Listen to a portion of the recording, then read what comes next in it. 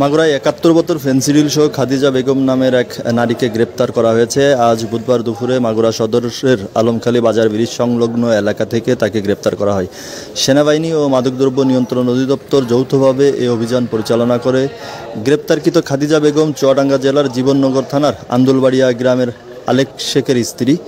Camp সূত্রে জানা যায়, গোয়েন্দা তথ্যের ভিত্তিতে জানতে পারে তারা ঝিনাইদহ বর্ডার হতে ভারত থেকে কিছু ফেন্সিডিল এর চালান মাগুরার উদ্দেশ্যে খাদিজা বেগম নামক এক মহিলা তার ব্যাগে করে গোপনে নিয়ে আসছে। এমন খবর পাওয়ার পর মাগুরা আর্মি ক্যাম্পের দিবাকালীন টহল দল ও মাদকদ্রব্য নিয়ন্ত্রণ অধিদপ্তর মাগুরা জেলার সদস্যরা আলমখালী বাজার ব্রিজ সংলগ্ন এলাকায় অবস্থান গ্রহণ করে খাদিজা বেগমকে ফেন্সিডিল সহ বহনকৃত ব্যাগ সহ হাতে নাতে গ্রেপ্তার করে। অভিযানে গ্রেপ্তারকৃত আসামিকে জব্দকৃত মালামাল সহ মাদক দ্রব্য নিয়ন্ত্রণ অধিদপ্তর মাগুরার নিকট হস্তান্তর করা হয়েছে।